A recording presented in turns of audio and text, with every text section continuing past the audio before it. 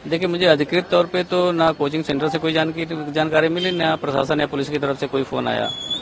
लेकिन मैं न्यूज़ देख करके खुद ही जा करके वहाँ पे अप्रोच किया। तो वहाँ पहुँचने के बाद डीसीपी साहब थे मेरे ख्याल से। जब नाम पूछा उन्होंने मेरा, मैंने बच्ची का नाम बताया, तो बोले कि एक बार आप जो है आरएमएल में जाकर देख लीजिए।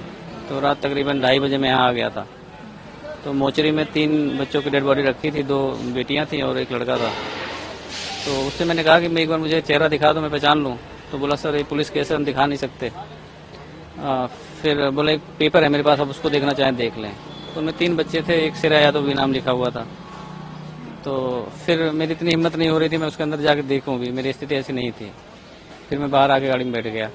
फिर सुबह तकरीबन 6 बजे 6:30 बजे के बाद दोबारा गया मैं। तो मैंने कहा भैया आप तो दिखा दो, रात में तो आप मना कर रहे थे, रात में नहीं दिखा सकते। तो बोले अभी जब तक पुलिस नहीं आएगी, आईओ नहीं आएंगे, तब तक हम नहीं दिखा सकते। तो उसमें फिर कैजुअलिटी की एक आ गई खबर कि एक बच्ची की कैजुअलिटी हो गई। फिर मैं 5-7 मिनट बाद 2 बच्ची की कैजुअलिटी आ गई। तो चूंकि एडमिशन मैं नहीं कराया था तो मुझे पता था कि उसी में है। फिर मैं मुझसे नहीं रहा गया, मैंने कहा कि अब मैं जाकर देख के आता हूँ। फिर मैं रास्ते में जाकर के कोचिंग वाले को फ़ोन करा और बिटिया का फ़ोन मिला तो उसका फ़ोन बंद आ रहा था। तो कोचिंग वाले को फ़ोन मिला, एक बंदा आ रहा था, एक दूसरा नंबर मैंने मिला, दूसरा मिल गया डीपी सिंह कोई है। तो डीपी सिंह से मैंने पूछा, मैंने कहा कि क्या आपके कोचिंग में इस तरह कोई घटना हुई है? बोले हाँ हमारे कोचिंग है, रेस्क्यू ऑपरेशन चल रहा है।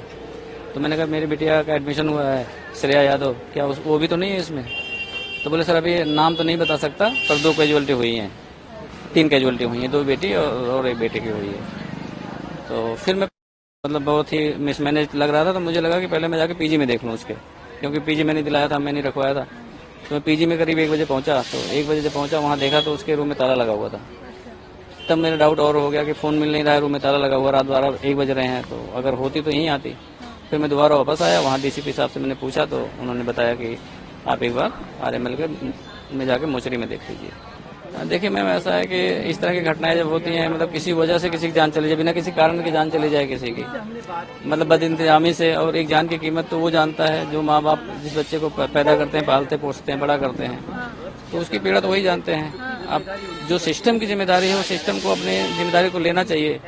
और प्राइमा फेसिया मेरी ये डिमांड है कम से कम कि जो कोचिंग के ओनर हैं उन पे गैर इरादतन हत्या का मुकदमा जरूर दर्ज हो, ताकि जितने और कोचिंग सेंटर्स हैं, चाहे मानक से बनने हैं नहीं बनने हैं ये तो बात का विषय है, लेकिन कम से कम वो उनकी अपनी जवाबदेही ये हो जाए कि अगर मेरे से कोई लापरवाही होती है, मेरे सेंटर में कुछ ऐसा होता है, तो पहली जवाबदेही मेरी हो जाएगी। तो इसको रोका जा सकता है और रोकना चाहिए। ये देश का नुकसान है, कोई किसी एक का नुकसान नहीं है। जैसे कोई आता है, मान लो मैं यूपी से आ रहा हूँ या बिहार से आ रहा हूँ, तो वो कोई मानक नहीं चेक करता है। जैसे हम अंदर अगर लाइब्रेरी देखने गए तो हम देखेंगे उसमें सिटिंग है कि नहीं है, कंप्यूटर है कि नहीं है, बुक्स हैं कि नहीं है। आदमी ये देखता है, ये नहीं देखता है कि भाई कितने में बना हुआ है। हम तो ये देखते हैं भाई 20 चेयर लगे, 20 लोग बैठेंगे।